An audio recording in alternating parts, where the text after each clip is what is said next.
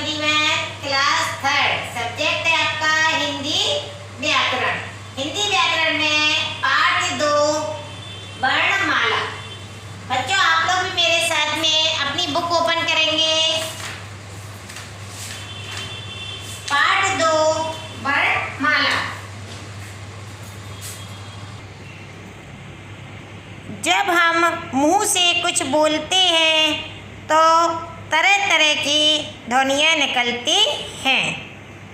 बच्चों हम कुछ भी मुंह से बोलते हैं तो ये देखिए तरह तरह की ध्वनियाँ निकलती हैं कि नहीं। जैसे सेब, कार, हिरन, इन तीनों में ध्वनि चेंज हुई कि नहीं। सेब, कार, हिरन, देखिए हुई ना अपनी ध्वनि चेंज।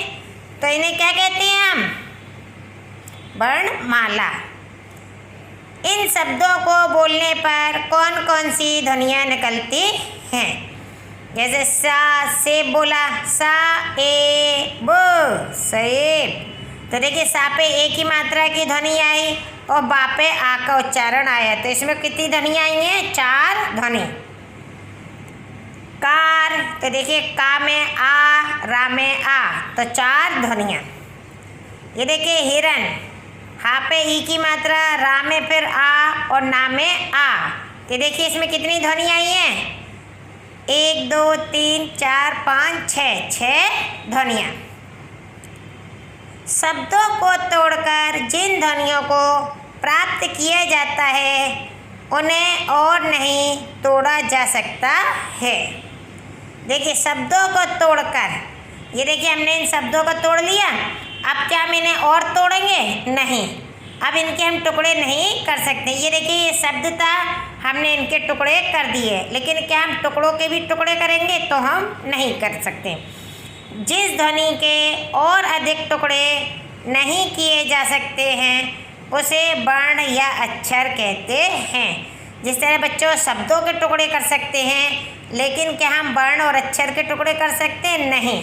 देखिए बच्चों यदि हमारे पास एक माला है, हम उस माला को तो तोड़ सकते हैं, लेकिन यदि हम उसके मोतियों को तोड़ देंगे तो क्या वो हमारे लिए कुछ उपयोगी रहेंगे? नहीं। इसीलिए हम इन शब्दों को तो तोड़ सकते हैं, लेकिन उनकी ध्वनि के अधिक टुकड़े नहीं कर सकते हैं, जिन्हें हम उसे वर्ण या अक्षर कहते हैं। वर्ण भाषा की सबसे छोटी इकाई होती है। वर्ण भाषा की कैसी इकाई है? सबसे छोटी। वर्णों के प्रकार। वर्ण 2 प्रकार के होते हैं, पहला स्वर और दूसरा व्यंजन। बताइए बच्चों वर्ण भाषा की कौन सी इकाई है? सबसे छोटी। और वर्ण कितने प्रकार के होते हैं? 2, स्वर और व्यंजन। स्वर जिन वर्णों के उच्चारण में किसी दूसरे वर्ण की सहायता नहीं लेनी पड़ती है और जिनका प्रयोग मात्रा के रूप में किया जाता है उन्हें स्वर कहते हैं। हिंदी में कुल 11 स्वर होते हैं। बच्चों आप लोगों ने देखा होगा, जैसे हमने लिखा ओम, तो ओ लिखते समय हमें किसी की सहायता लेनी पड़ी नहीं, है ना। तो जिन वर्णों के उच्चारण में किसी दूसरे वर्ण की सहायता नहीं लेनी पड़ती है और जिनका प्रयोग मात्रा के रूप में भी किया जाता है उन्हें स्वर कहते हैं। जैसे ई, ऊ, री, ए, आई, इनका पढ़ते समय हमें किसी दूसरे वर्ण की सहायता नहीं लेनी पड़ती है। और ये देखिए इनका प्रयोग हम मात्रा के रूप में करते हैं। इन्हें हम क्या कहते हैं बच्चों? स्वर। ये स्वर गिनती में कितने होते हैं? 11। देखिए आ आ, ई ई, उ ऊ, री, ए आई, ओ आओ। ठीक है, आप लोगों को समझ में आ गया होगा स्वर कितने होते हैं? 11। और वर्ण भाषा की सबसे छोटी इकाई है। वर्ण 2 प्रकार के होते हैं, स्वर और व्यंजन, जिनमें से स्वर की संख्या होती है 11। अब देखिए बच्चों व्यंजन, जिन वर्णों के उच्चारण में स्वरों की सहायता लेनी पड़ती है उन्हें व्यंजन कहते हैं। मैंने बताया ना बच्चों आपको कि स्वर को किसी की सहायता की आवश्यकता नहीं होती है, लेकिन व्यंजन बिना सहायता के नहीं होते हैं, तो इन्हें स्वरों की सहायता लेनी पड़ती है। तो जिन वर्णों के उच्चारण में स्वरों की सहायता लेनी पड़ती है उन्हें व्यंजन कहते हैं। देखिए जैसे ये हिंदी में कुल 33 व्यंजन होते हैं। बताइए बच्चों, स्वर होते हैं 11 और व्यंजन कितने होते हैं? 33। देखिए का, खा, गा, घा, अणा, चा, छा, जा, झा, उआ, टा, ठा, डा, ढा, अणा, ता, था, दा, धा, ना, पा, फा, बा, भा, मा, या, रा, ला, वा, शा, शा, शा, हा। सभी स्वर और व्यंजन एक विशेष क्रम में लिखे गए हैं। सही क्रम में लिखे गए वर्णों के समूह को वर्णमाला कहते हैं। वर्णमाला किसे कहते हैं बच्चों? जब स्वर और व्यंजन एक विशेष क्रम में लिखे जाते हैं, इन सही क्रम में लिखे गए वर्णों के समूह को ही हम वर्णमाला कहते हैं। तो बताइए बच्चों, ये देखिए वर्णों के प्रकार स्वर और व्यंजन। स्वर 11 और व्यंजन 33 होते हैं। देखिए स्वर के बिना व्यंजन हलंत लगाकर लिखे जाते हैं। जैसे कि हम का, तो का में इस तरह से हलंत लगा देंगे। खा, ठीक है। स्वर और व्यंजनों के अतिरिक्त भी कुछ वर्ण होते हैं। अंग, अनुस्वर और आहा अनुनासिक होते हैं। संयुक्त व्यंजन 6 ज्ञा, इनमें एक से अधिक वर्ण होते हैं। देखिए छा, का प्लस सा प्लस आ, तो देखिए एक से अधिक व्यंजन है कि नहीं है? तो ये क्या है? संयुक्त व्यंजन होते हैं। आगत वर्ण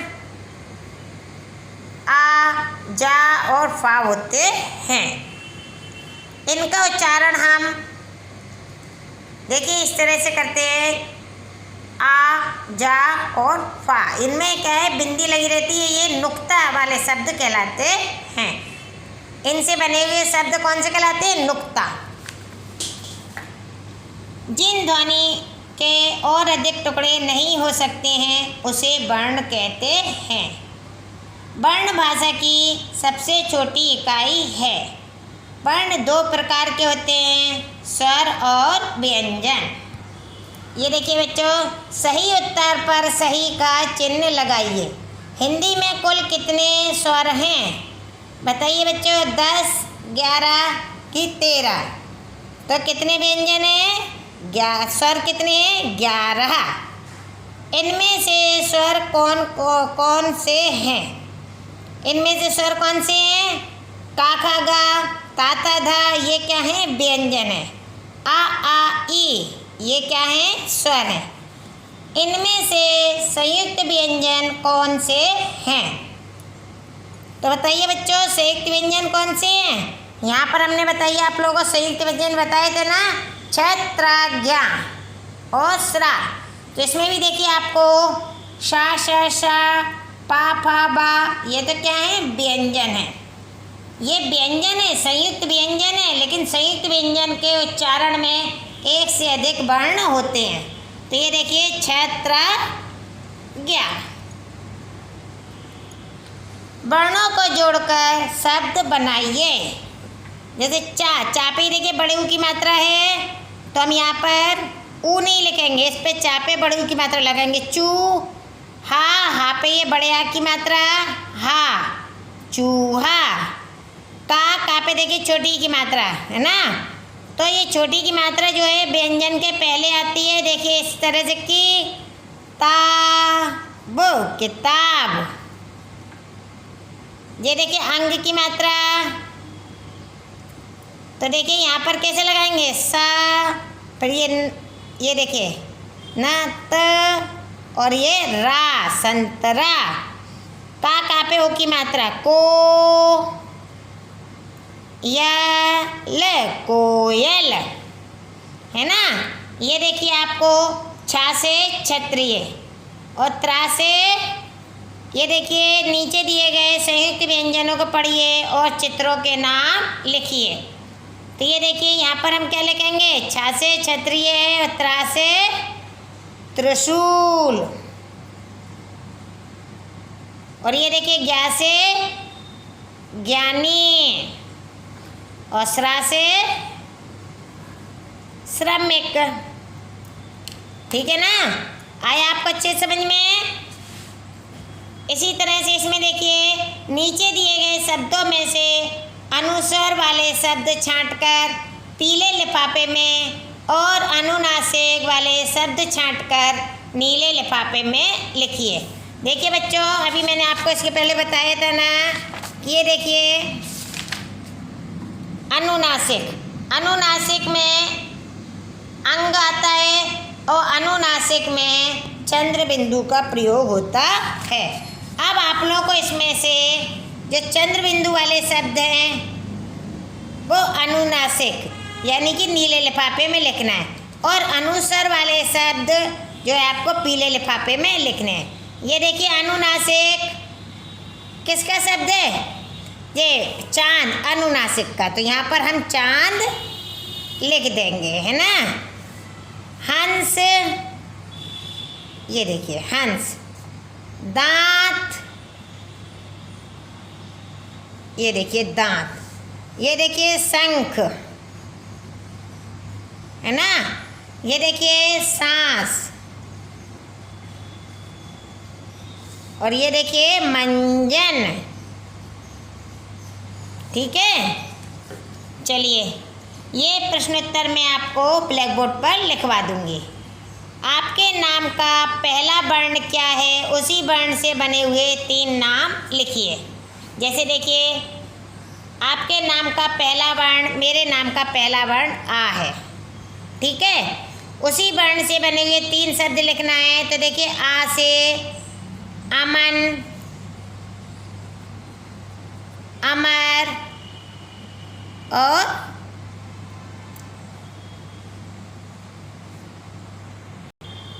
देखिए अमन, अमर और आरती।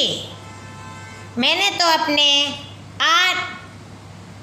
मेरा जो नाम का पहला वर्ण था उससे और 3 नाम लिख दिए हैं। अब आपको भी अपने नाम का पहला वर्ण लिखना है और उसी वर्ण से यहाँ पर 3 नाम लिखना है। चित्रों के नाम का पहला वर्ण लिखिए, उन्हें जोड़कर शब्द बनाइए। ये देखिए माँ,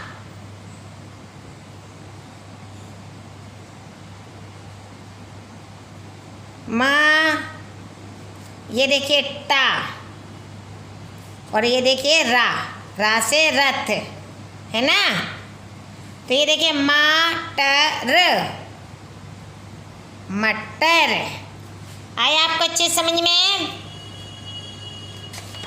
ये मात्राएं मैंने आपको सारी अभ्यास भी करवाई है इसकी, और इन मात्राओं को भी अच्छे से आपको समझाया है कि स्वर कितने हैं 11 और व्यंजन कितने, हाँ व्यंजन है 33। ठीक है यहाँ पर। लेकिन ये बहुत मज़ेदार गेम है जिसको आप लोगों को सबको लिखना है। इसमें अपने नाम का पहला अक्षर और उससे बने हुए 3 नाम और लिखना है। Okay, have a nice day, thank you.